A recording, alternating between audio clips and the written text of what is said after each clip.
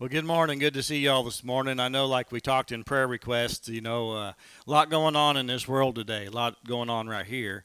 A lot going on around the world. And, current events, a lot of things you're seeing happening right now. A lot of people in Afghanistan is probably weighing heavy on a lot of people's hearts.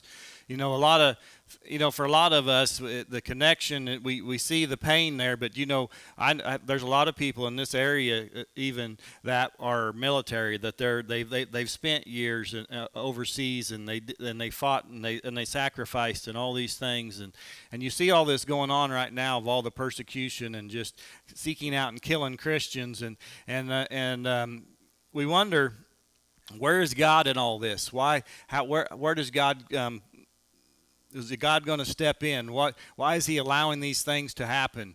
Why are these Christians being killed?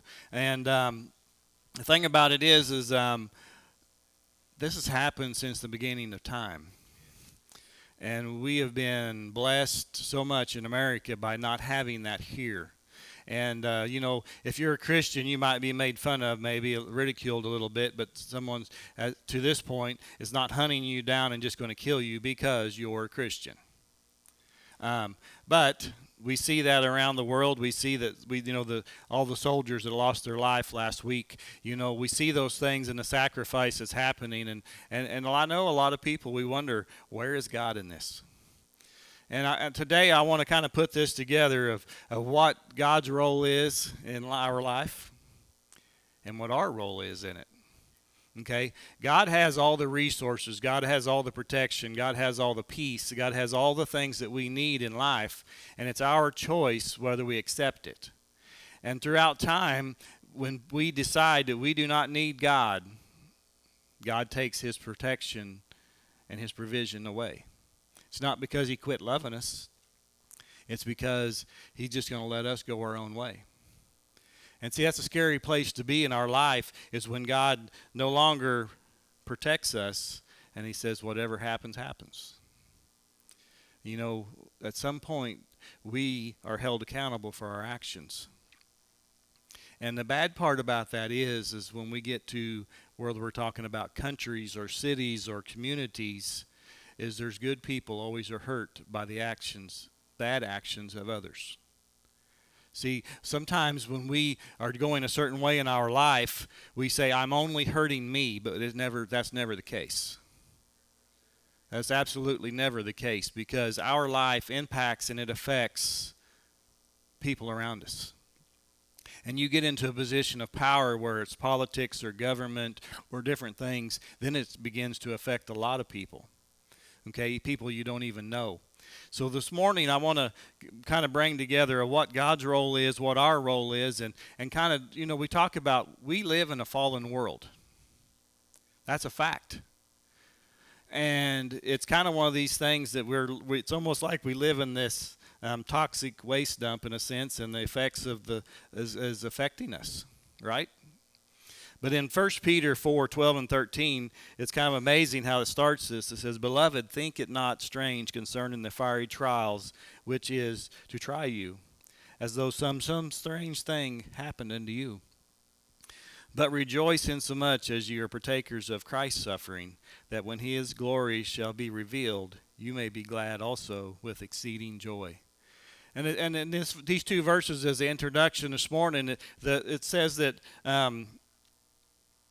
don't count it strange if we're going to be in fiery trials. Don't count it strange or wonder why in the world am I going through these things, is because you're different as a Christian. We stand out. We're not the cut of the same cloth of the world, or hope we're not. And we're going to stand out. We're going against the grain. And Jesus Christ give us that opportunity to have salvation. He suffered in this world.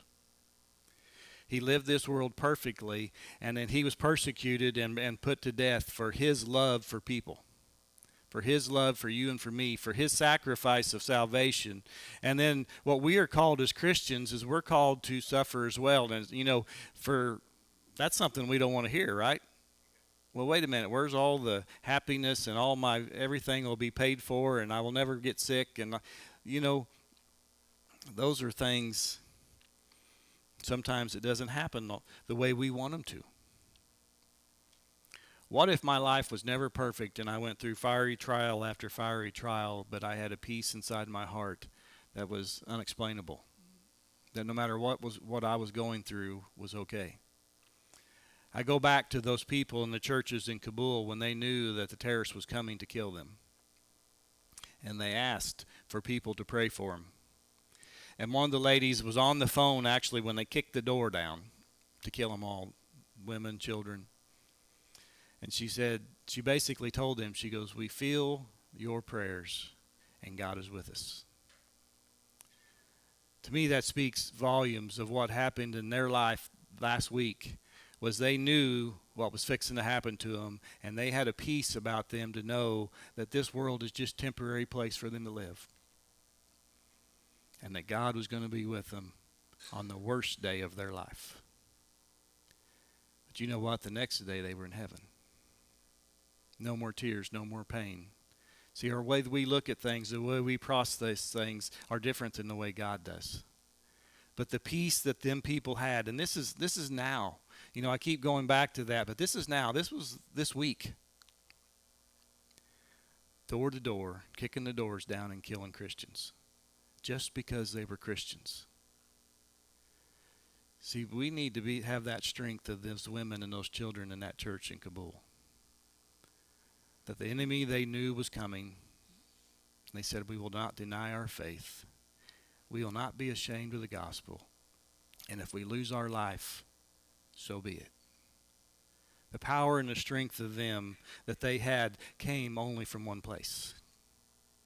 From God. See, there's a lot going on in my life. There's a lot going on in your life. Every aspect, right? Whether it's finances, whether it's relationships, whether it's health, all the whole package, right?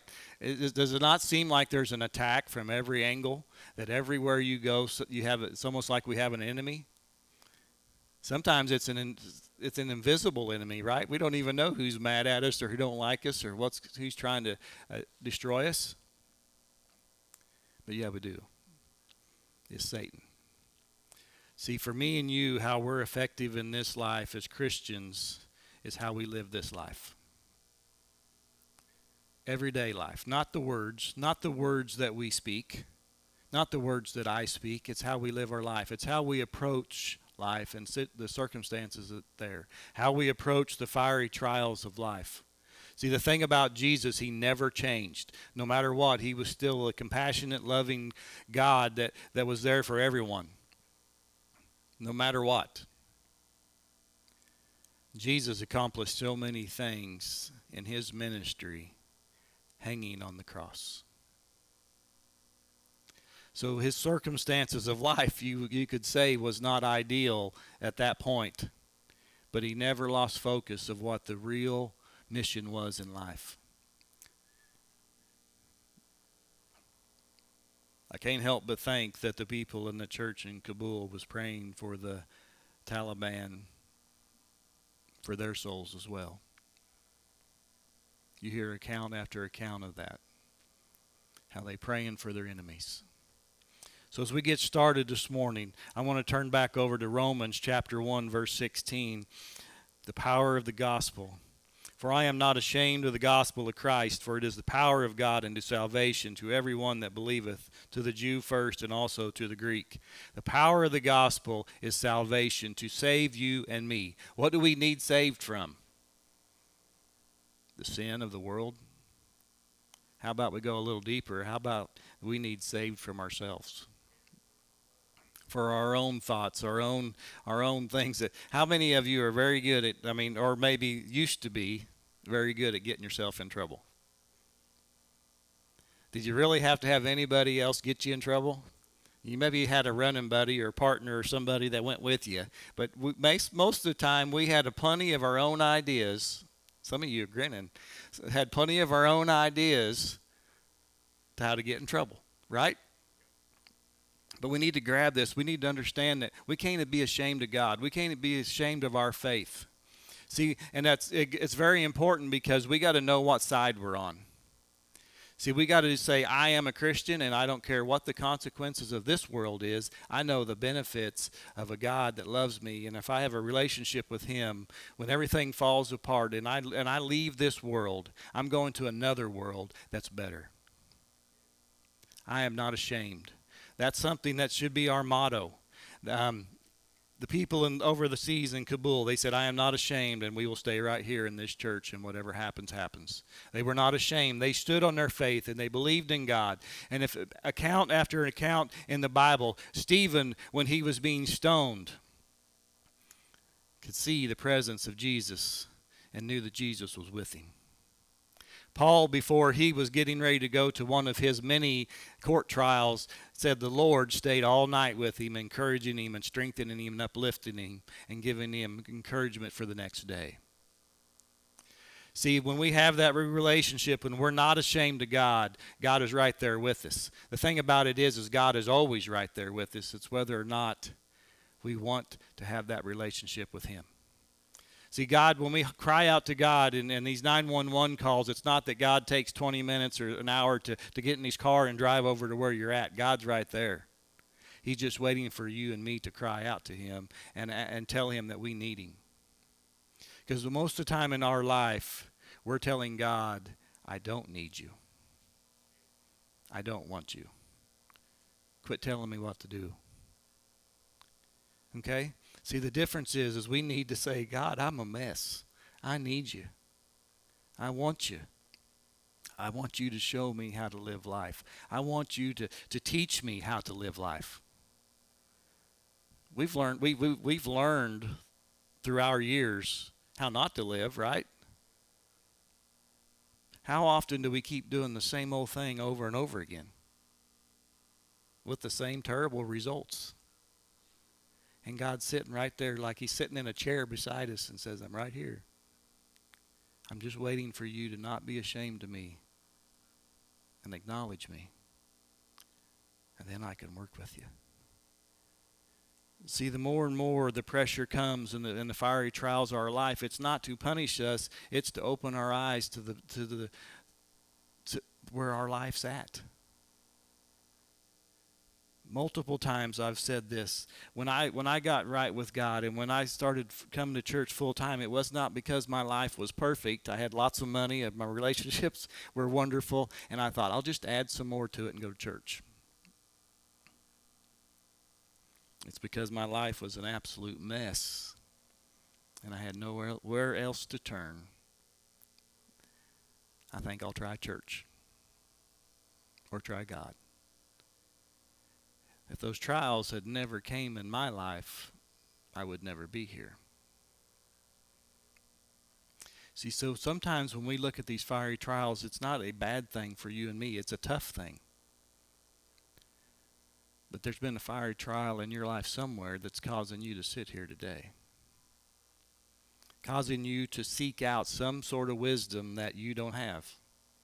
Something that's going to work better than what we've tried over and over and over again. Something that doesn't have a bad side effects. Something that don't just numb us so that we don't remember the pain. Well, see, God is the perfect prescription that takes the pain away. As we continue on verse 17, it says, for therein is the righteousness of God revealed from faith to faith, as it is written, the just shall live by faith.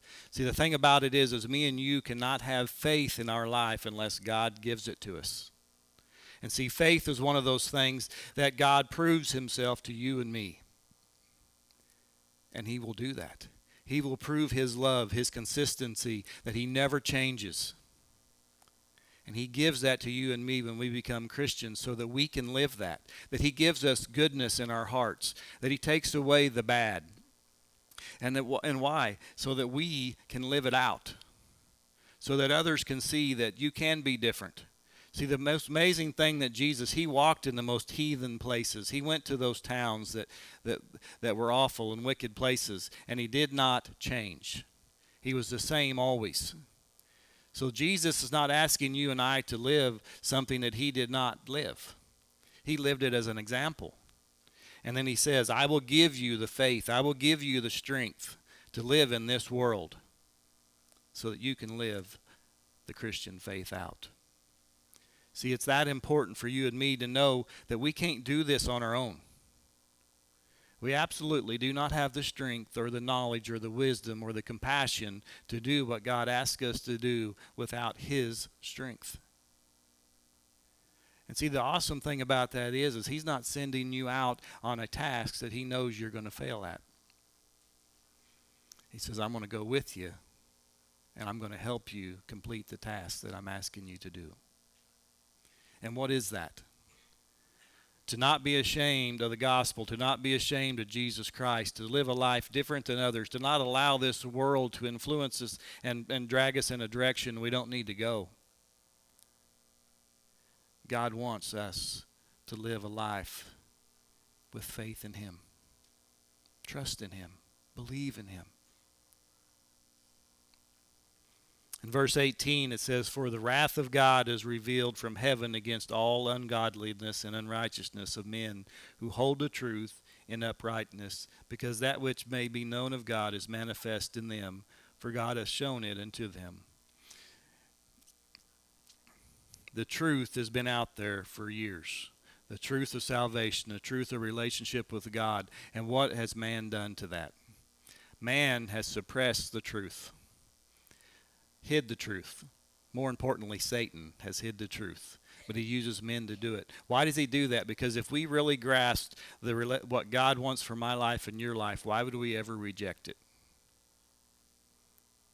See, the thing about it is, a lot of times we look at God in a sense that He's just this old grumpy old man that has a lot of rules that we're never going to be able to please. See, God is a just and holy God, that He does not have a relationship with sin. And when sin entered this world and me and you make bad decisions, we're going to be held accountable for that. And then we look at that as the wrath of God. God's going to punish us because we can't be perfect. So man suppressed it. Man twisted the truth, and he makes God out to look like a bad person that we don't want to hang out with, that we don't want to have a relationship, and that's totally the opposite of what God is. Because God said, yes, there is a stipulation. There is this road that you must take. And there will be punishment for sin. Basically, the Bible says that sin is death. Now, it would have been a very sad story if that was the end of the story, that God said on Judgment Day, if you weren't perfect and you messed up, you're going to hell. But then God sent Jesus Christ, His Son, to die on the cross and to pay the penalty for your sins and my sins. So that on Judgment Day, when we stand before God, Jesus is standing there with us and saying, I've already paid for them. So that makes us look at God a whole different way if you see the truth of how much God truly loved us, because He sent His Son to die in your place and mine. So the truth is how much God loves us we can't even fathom, really. Of someone that loves us so much that they would allow their Son to die in your place. So man has suppressed the truth. They have not allowed the truth to be spoken. Why is it important that we need to know the truth? Because good living and good decisions isn't our idea. Is it? As we get ready to go to verse 20. For the invisible things of Him from the creation of the world are clearly seen, being understood by the things that are made, even His eternal power and Godhead, so that they are without excuse. Because that when they knew God, they glorified Him not as God, neither were thankful, but became vain in their imaginations, and their foolish hearts was darkened. See, the thing about it is we think about, a lot of people are contemplating, is there a God? They have for forever, right? Is there really a God, or is that just something made up, a figment of my imagination? But if we look and we look at creation and we truly look at all the amazing things in this world, we have to understand and realize that there was a higher power that made this. Right? It has to be. If you're a scientist or you're someone that studies and DNA and molecules and all those things of how all this is put together, how could that have just happened? There has to be a higher power. And it says the invisible things that we can't see or we can't understand, but there's a whole lot of things that we can see. And that we know that there is a God, and we know that he is real. And someone had to create all this, right? A lot of us have little different talents and stuff that we can make crafts and we can build things and we do this. But how do we do that? We do it with materials. Where did you get the materials from? See, we can't do anything without the proper materials in this life. So where did we get them? A story I'd heard a long time ago about a guy was asking God. He was an atheist, and he was asking God, I want to see you create, did you create man? How did you do this? I want to watch you do it. So God took the dirt from the ground, and he breathed life, and he made a man. And the atheist thought, well, I can do that. So he bent down, and he started to pick up some dirt, and God says, go get your own dirt. See, the thing about it is sometimes we get full of ourselves and we think that we have all this wisdom, we have all these abilities and all these talents. But every person in this world, what you have is because God gave them to you. See, when we got to see that, we got to understand that God breathed life into you and me. God created each and every individual in this world. So when we read these things and we see that man has decided that we don't need God. Man, there's even some that's even went so far that says there is no God, that the world just happened and we are the gods. Right? There's religions right now that take the context that we are made in the image of God, plumb out of context, and say, well, if we're made in the image of God, we're gods ourselves, so we're just gods. And they just take God plumb out. See, as I'm building up here, there's a cause and effect in our life of if when we decide there's not a God and I am the God, that's a dangerous place to be. Because a lot of times people, when they believe there's no God, that's because they don't want no consequences for their actions. See, an atheist, there's two atheists in this world. The one that just don't know about God, just lives life. And then the other one is someone that doesn't want any judgment in life, so they don't want a higher power than them. So they just say, there's not a God. I'm not going to believe in it. We can imagine whatever we want, but we can't change the truth. The truth is there is a God. There is a higher power than you and I. And we're going to be held accountable for our actions. And it's a dangerous place to be when we believe that we can live however we want without any consequences in our life. You know, most of us, a lot of you are just getting there in your 16, 18, 17, 20s. But you know, a lot of us can give a testimony that we lived a few years of our life that we felt there was no consequences. Or let's put it this way, we acted like there was no consequences. How many of you adults could testify right now that there was lots of consequences for our actions? There was. There is. There always will be. 22 and 23. Man makes his own God. See, a lot of times when we don't like the rules or we don't like it, we imagine ourselves in somewhere else. We make up our own rules. In 22 and 23, it says, professing themselves to be wise, they became fools, and changed the glory of the uncorruptible God into an image made like to corruptible man, and to birds, and to four-footed beasts, and to creeping things. And in this point in time, and especially in third world countries still today, they didn't want to believe in God, as a god.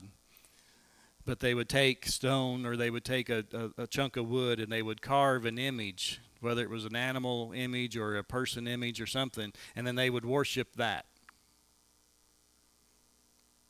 You think, well, but that's silly.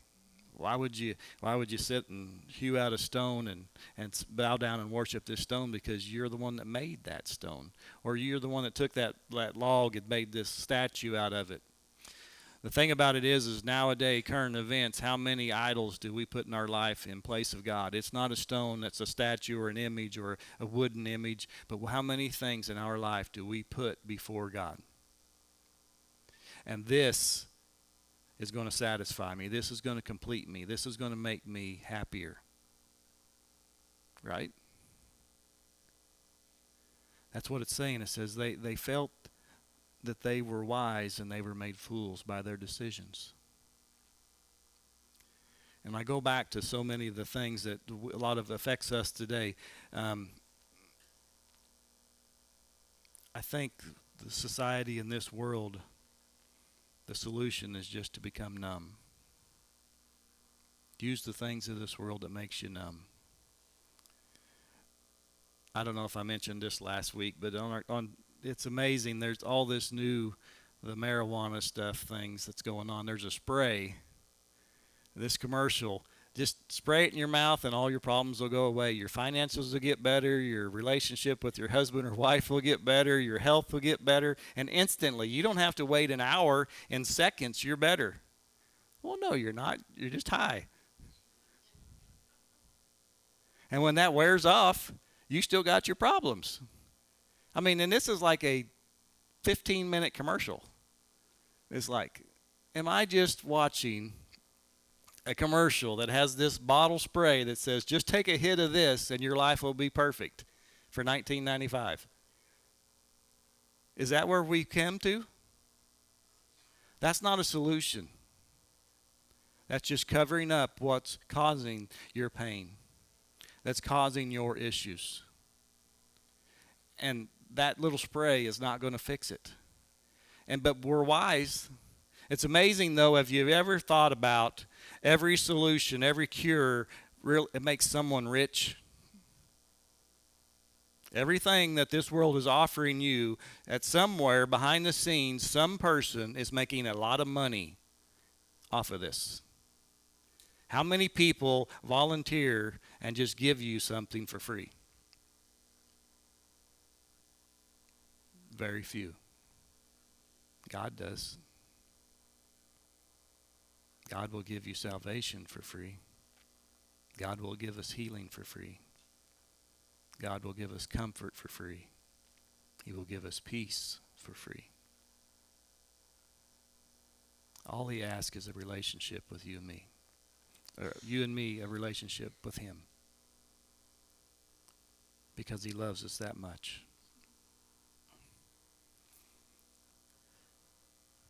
But when we get to the point that we're blinded, I want to read that. I wrote this down so I wouldn't forget. It says, man is blinded not because God withdraws his light, because of man's unbelief and actions.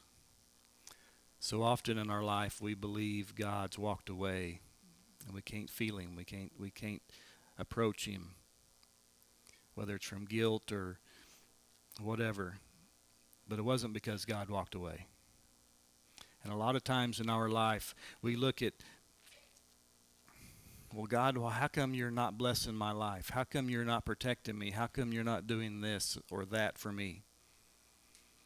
God is not going to protect us. God is not going to bless us if we're living like the world. He just won't do it. Now, he's always there waiting for us to cry out to him, but he won't do it unless we're living for him. In 24 and 25 it says, wherefore God also gave them up to uncleanliness through the lust of their own hearts, to dishonor their own bodies between themselves, who changed the truth of God into a lie and worshipped and served the creature more than the Creator, who is blessed forever. Amen. Now I'm going to get into a passage that's kind of hard to hear in a minute. but it needs to be told. It says at some point in time we quit worshiping God and we went to worshiping the world. And we went to thinking, and God, give us to the world. Basically, if that's the way you want to go, I'm going to let you go that way. And I want you to listen to the consequences in the next few verses of that when we chose, mankind chose to go this direction. God didn't push us this way.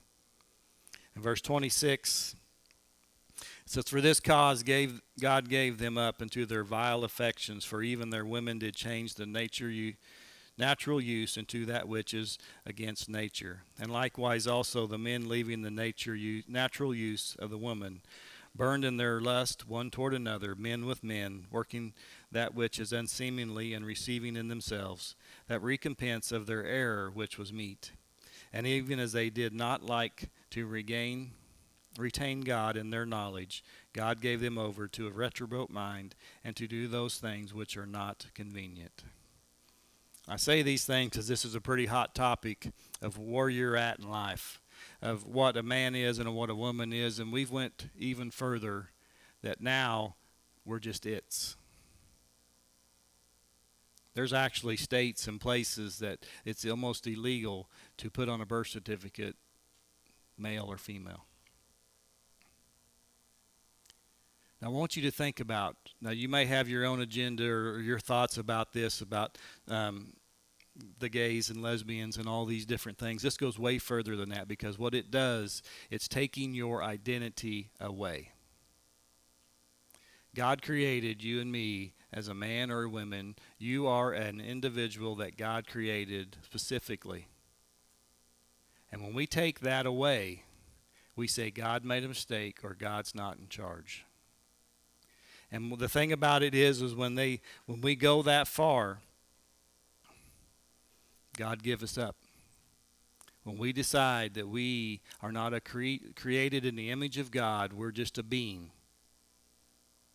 And there's three ways that God give up mankind. And I'm going to read 24 and 25. I read 24 and 25, but it says, "God gave them up to all forms of uncleanliness and its consequences." If we wanted to live an immoral life, God says, go ahead. I'm going to let you go ahead and choose that life, but you're not going to be exempt from the consequences of it. Do we see that today? Do you see all of the diseases and all the things and all just the broken families and all these things because of those consequences? 26 and 27, I read them about the men and the women. It says, "God gave them up to all forms of sexual depravity and its consequences." God, it's one of those things that God didn't quit loving us. God just let us go that direction. And he says, I'm going to let you reap the consequences of it. How many times in our life have our life been a mess, and we've cried out to God or screamed at God, why is my life a mess? Why am I having these consequences? Why am I having all this go on in my life? And God says, because of our choices. I'm not going to protect you from the consequences of this world if you choose to indulge in them. See, God will give us the strength to deny those urges and be able to live this life. In 28 through 32, it says, "Even as they did not like to retain God in their knowledge, God gave them over to a reprobate mind, and to do those things which are not convenient, being filled with all unrighteousness, fornication, wickedness, covetousness, maliceness, full of envy, murder, debate, deceit, whispering, backbiters, haters of God, despiteful, proud, boasters, and inventors of evil things, disobedient to parents, without understanding, covenant breakers, without natural affection, implacable, unmerciful, who knowing the judgment of God, that they which commit such things are worthy of death, not only to do the same, but have pleasure in them that do them." Now I just read that verse. Did that leave anything out in those few verses? of the things of this world, of all the deceit and the hate and the evil of all those things. It says God's just going to give us over to those things. He lets us go our own way. It's not because he quit loving us. But you know what? Sometimes the fire's got to get turned up for me and you to see that we're going the wrong direction. And there's always consequences for living in sin. Always consequences. God says, do not be ashamed of the gospel or the power of Jesus Christ, and I will protect you, I will guide you, I will strengthen you. And the most important thing is I'll forgive you.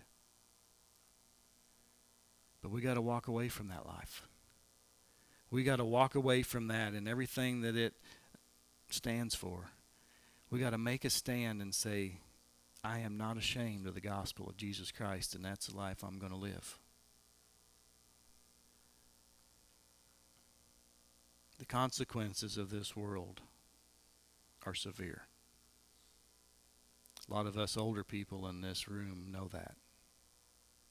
A lot of pain, a lot of things we wished we'd have missed. A lot of you young people are just right in the middle of, you got a choice. That wisdom and knowledge kind of thing. You know, I have a lot of knowledge because of bad decisions. I think the biggest thing as a parent, we want our kids to skip that. No matter where you're at in life, we've all messed up. You know, people point fingers at one another, and we all have our skeletons in the closet. We all made bad decisions. The thing about Christians is what we need to do is we need to realize that if God forgive me, I need to live my life differently. Where's God in all this? God's right where he's always been, waiting for you and I to cry out to him and say, I need you. Ask for help.